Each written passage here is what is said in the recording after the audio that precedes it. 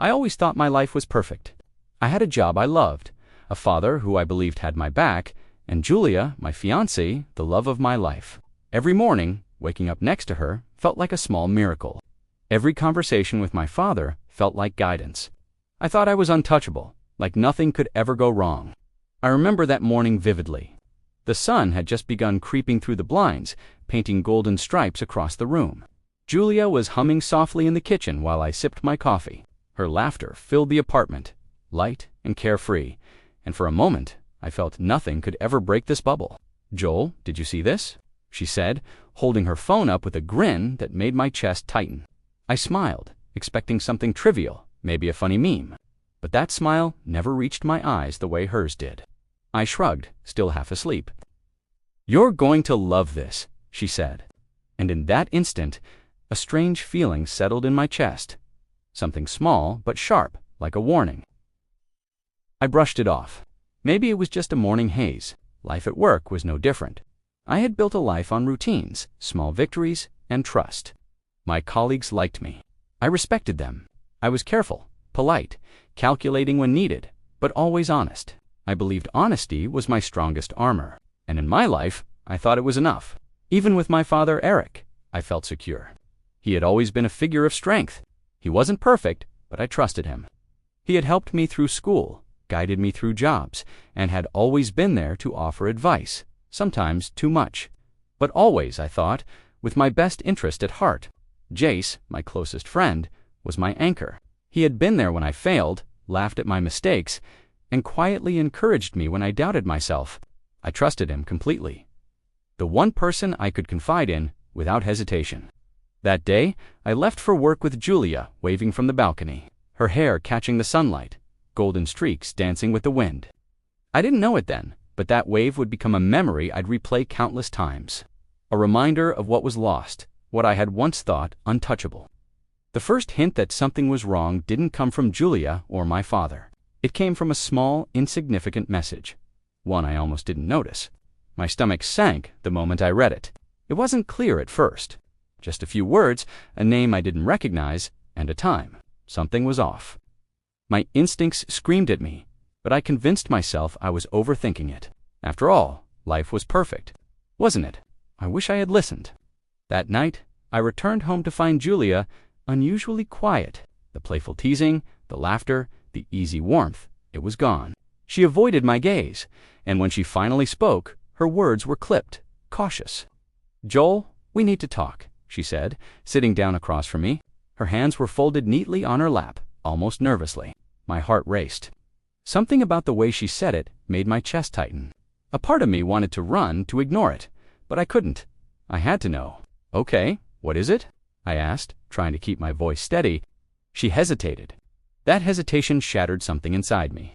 It was a crack, a tiny fissure that would soon widen into a chasm I could never cross back over.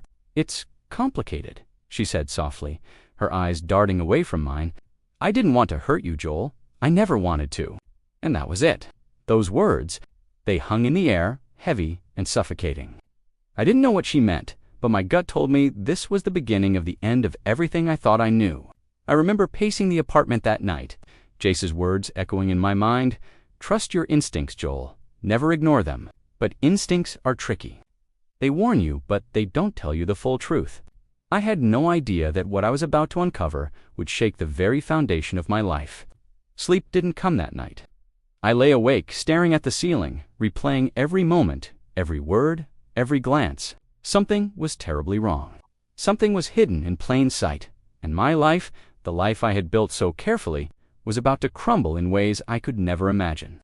Little did I know, the people I trusted most, the two I thought would never betray me, were already weaving a web I would soon fall into. And the worst part, I had no idea it was coming, not even close. That night marked the end of my innocence. The perfect life I had cherished was gone, and in its place, a darkness I would have to face alone. I woke up the next morning with a heavy weight on my chest, the kind you can't shake no matter how hard you try. Julia wasn't beside me. She had already left, leaving only a small note on the kitchen counter. "I'll explain later. Don't worry." Those words were anything but comforting. My heart pounded as I read them over and over, trying to make sense of the calm that she so casually pretended to offer. I knew instinctively that something had shifted. The way she moved, the way she avoided my eyes yesterday. It wasn't her. Julia had always been open, straightforward, almost fearless in her honesty. Yet here she was, hiding behind vague reassurances. And that fear, mine hers, gnawed at me relentlessly. I tried calling her, no answer. Texting her, ignored. My mind raced. Maybe it's nothing. Maybe she's just upset about work, stressed, tired. But deep down, I knew it wasn't just stress. My instinct screamed it was something else, something darker. That night, I decided to confront her when she returned. I waited, pacing, checking my phone every few minutes. Finally, she walked in, a faint smile on her lips that didn't reach her eyes. She tried to act normal, chatting about trivial things like dinner and errands. But I saw through it. Every carefully chosen word, every forced laugh, every distracted glance, it was all a performance. I finally stopped her in the living room. My voice was steady, though my hands shook. "Julia, what's going on? I know something is wrong." She froze for a moment.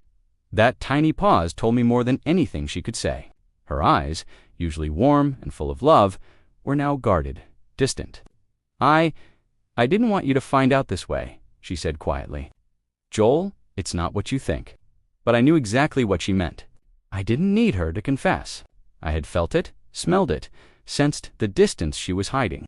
And the evidence had started to reveal itself in small, subtle ways. Late calls she didn't tell me about, secret messages, a faint trace of someone else's presence in places I once thought were only ours. "Who is it, Julia?" I asked, my voice barely above a whisper, though the fury inside me was rising. She looked down, tears welling up, unable to answer. That silence spoke louder than words ever could. And in that moment, the life I thought I had shattered. I felt a mix of emotions crashing over me: anger, betrayal, heartbreak, disbelief. My mind screamed, how could she? How could she betray me like this? My heart, stubborn and loyal, still wanted to believe her, still wanted to hear a reason, a justification. But deep down, I knew there was none. I left the apartment that night to clear my head. Walking through the empty streets, the city lights reflecting off wet pavements, I realized just how alone I felt. Julia, the person I trusted more than anyone, had betrayed me. The person I planned to spend my life with had a secret life I didn't even know existed. The days that followed were a torment. I tried talking to her, but every answer was a half-truth, every reassurance a lie. Every lie cut deeper than the last. I started noticing patterns, hidden hints in her words, small mistakes that only someone paying close attention would catch. And then, one evening, everything became clear. I stumbled across her phone, a mistake I almost regretted immediately. But curiosity, mixed with desperation, and that's when I saw it. Messages, conversations, photos, things no fiancé should hide, things that confirmed every suspicion I had, every instinct I ignored. Julia was not only hiding someone else, but she was also working with someone I trusted, someone I never expected. My hands shook as I scrolled through everything. My vision blurred, not from tears, but from rage. The betrayal wasn't just emotional. It was calculated. She had planned this, hiding pieces of herself from me while pretending everything was perfect. Every memory we shared suddenly felt tainted, every smile and touch replaying in my head as a lie. I sank to the floor, my back against the wall, unable to move. Part of me wanted to scream, to break something, to lash out. But another part, the part I didn't realize I had started thinking, she thinks she's in control. She thinks I'll crumble. She thinks I'll forgive her.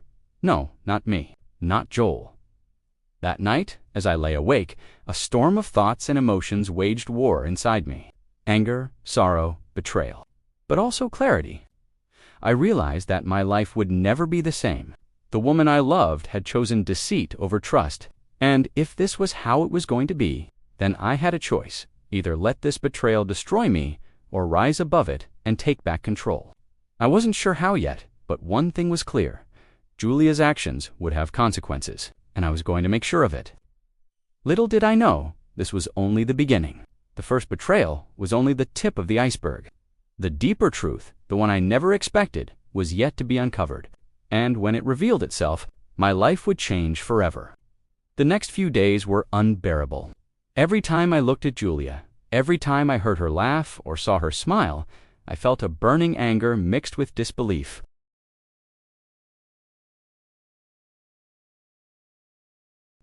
How could the person I trusted most, the one I loved more than life itself, betray me so completely? But even as I tried to process it, another thought began creeping into my mind, one I didn't want to face. Was it only Julia? Or was someone else involved? I tried to dismiss it. My father, Eric, had always been a guiding force in my life. Yes, he was strict at times, but he had always been honest with me, or so I believed. Yet, a small voice inside me whispered that perhaps he wasn't as innocent as I thought. Perhaps he had known about Julia's betrayal. Or worse, maybe he had encouraged it. I couldn't ignore it any longer. I needed answers. Jace noticed my mood shift almost immediately. We met at our usual spot, a small, quiet cafe tucked away from the noise of the city. I barely touched my coffee, my mind racing. "Joel, you've been off," Jace said, concern etched on his face. "What's going on?" I looked at him, debating whether to speak. Trusting him was easy. He had been my friend through everything. Finally, I let it out. "It's Julia. She's hiding something. I know it, and I think my father knows more than he's letting on." Jace didn't respond immediately. He just leaned back, studying me with those sharp, observant eyes. "You sure about that?" "I can feel it," I said, voice tight. "Something's wrong, and it's bigger than I thought. Julia's betrayal. It's not just hers. I have a feeling my father is involved." Jace nodded slowly. "Then it's time you find out the truth. But Joel, be careful. Once you start digging, there's no turning back." I knew he was right, but I also knew I couldn't stop, not now. I needed to see the whole picture, even if it shattered me completely. I started quietly observing Eric, paying attention to his habits, his words, his reactions. At first, I saw nothing. He laughed at dinner, offered advice, pretended everything was normal. But small things began standing out, a glance that lingered too long, a text he hid when I entered the room, a hint of nervousness whenever Julia was around. The final piece fell into place one evening when I returned home unexpectedly. I had a feeling, an intuition that night, that something would be revealed if I just looked closer. And I was right. I found Eric in the study, his voice low, talking to someone on the phone. I couldn't hear everything, but a few words sliced through my chest like a blade. "He suspects nothing. Keep it going. Don't let him find out." My stomach turned. My father, my own father, was behind this. He had been working with Julia all along, hiding the truth, manipulating everything, while I trusted him completely. I felt my knees weaken.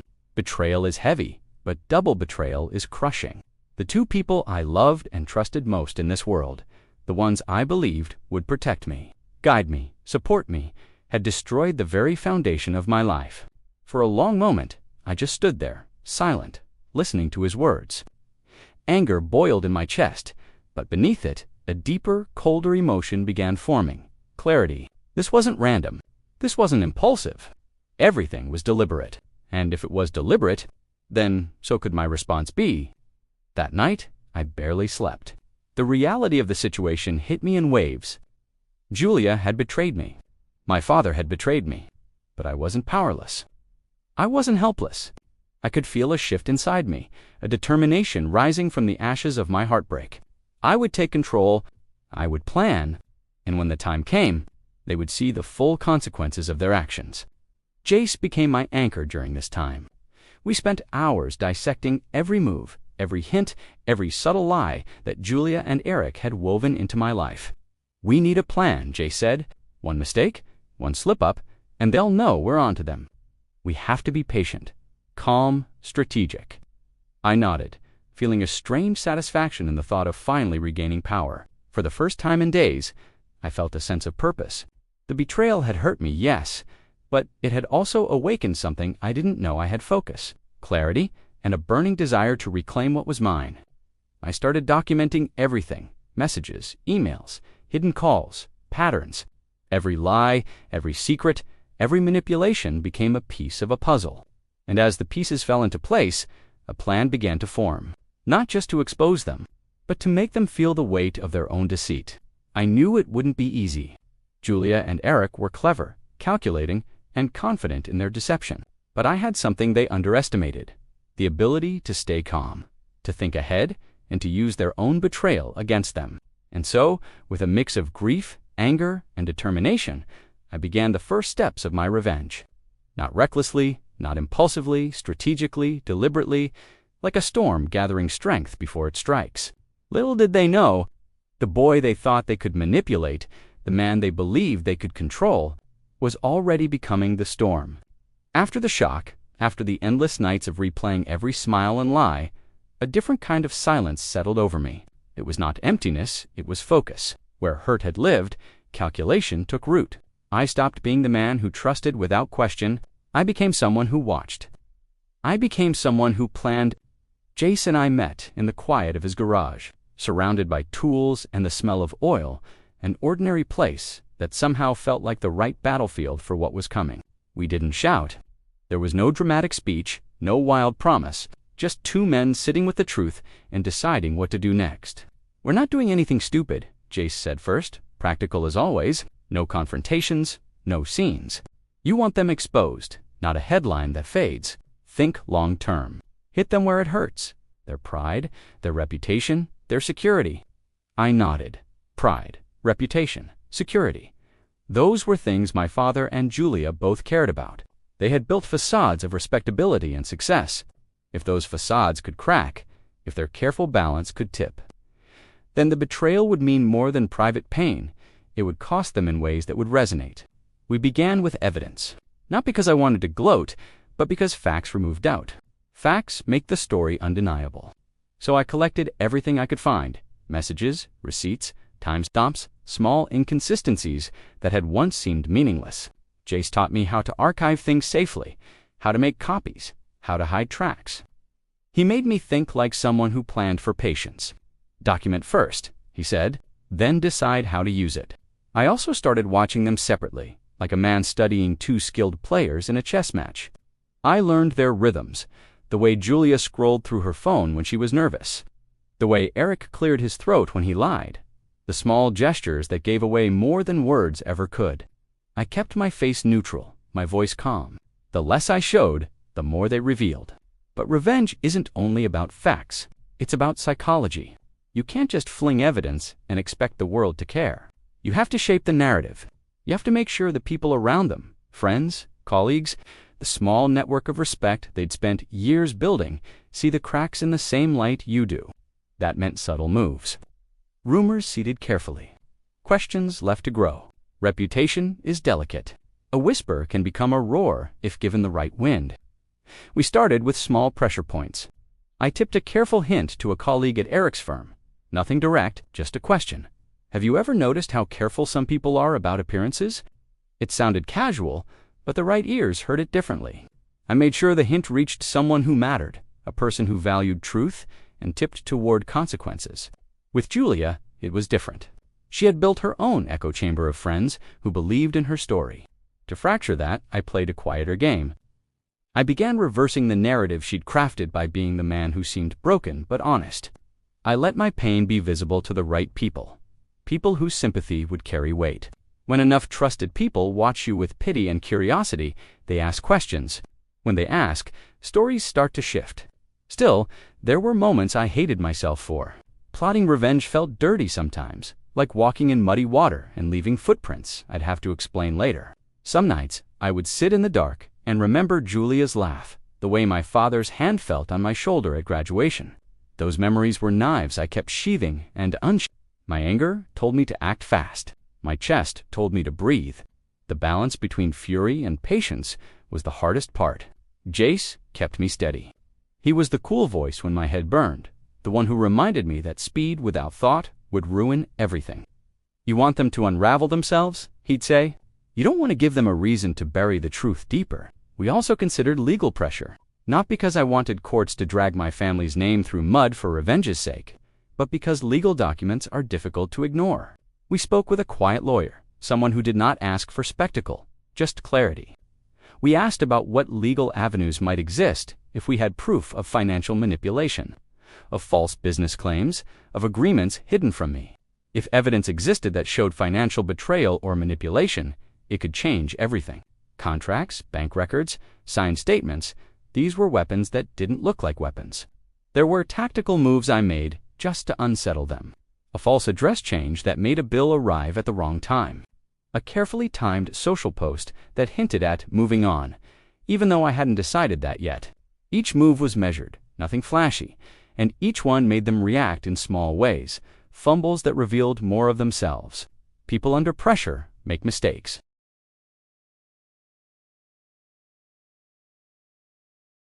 Those mistakes are gold. At the same time, I had to play my part.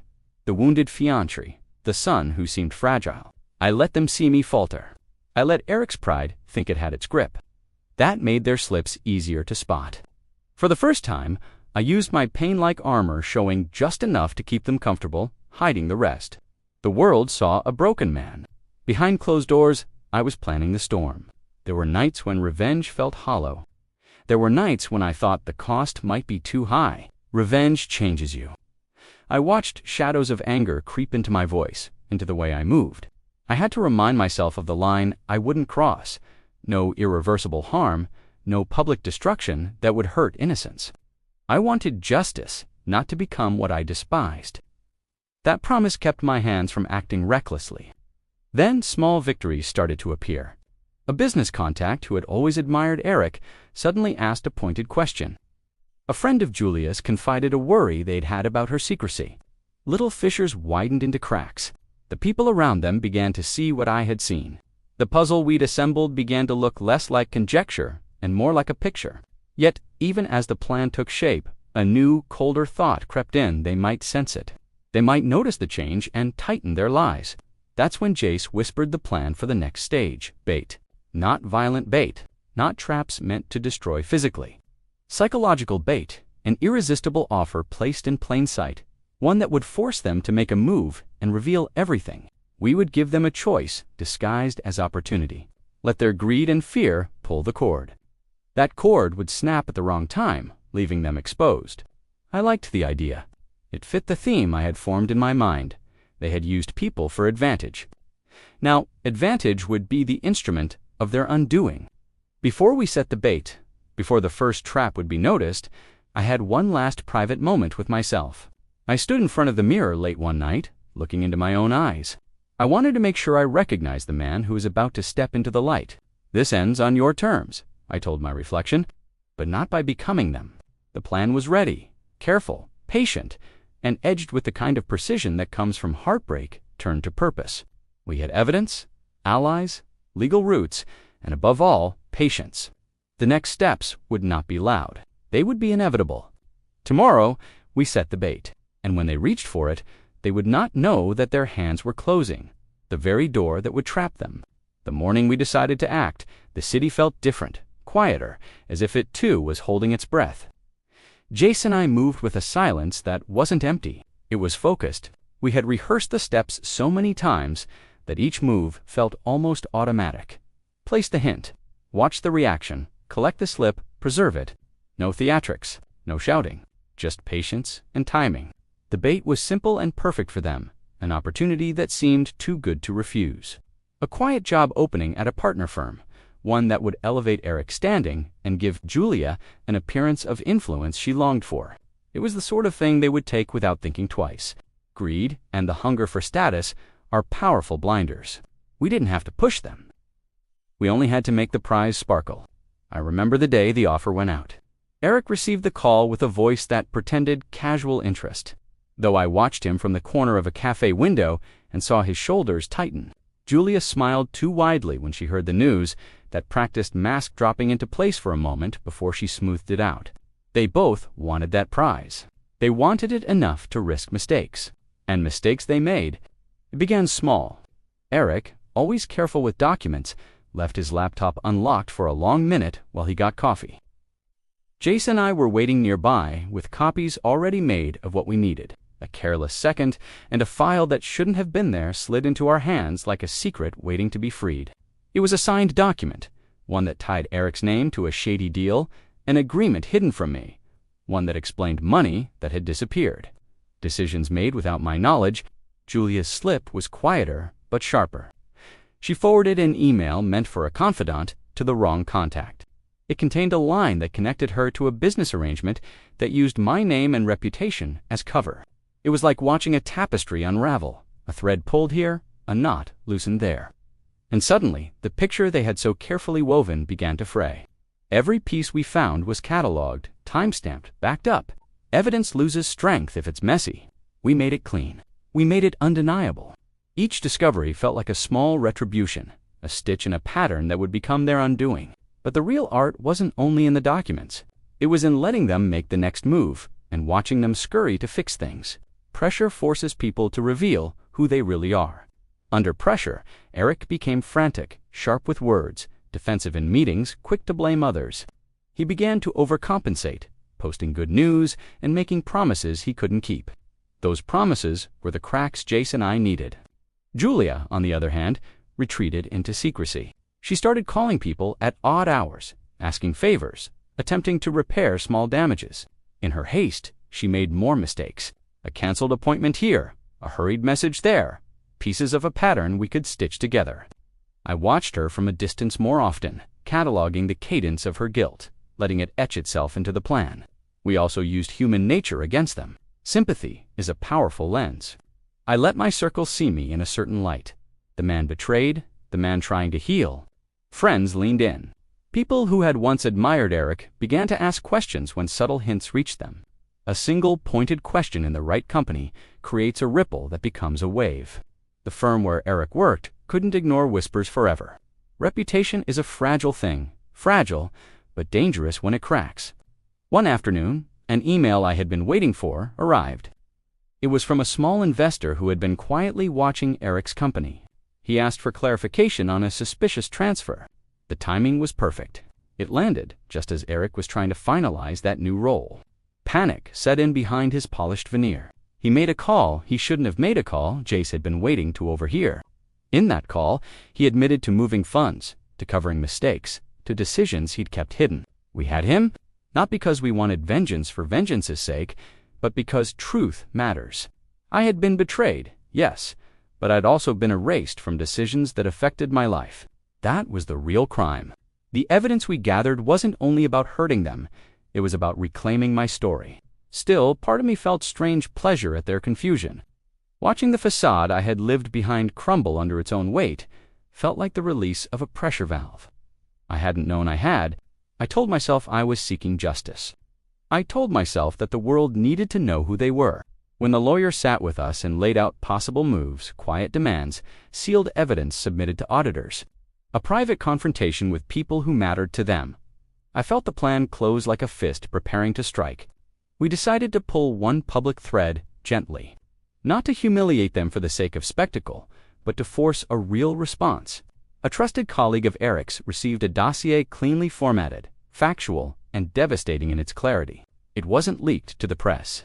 It was delivered to someone whose voice mattered in that world. Words were chosen carefully. Facts were laid out, without flourish, with a calm that said, "This isn't drama, this is fact." The reaction was instantaneous. Conversations started in rooms that once praised Eric. He lost the confident smile that had always been his armor. His decisions became rushed and clumsy.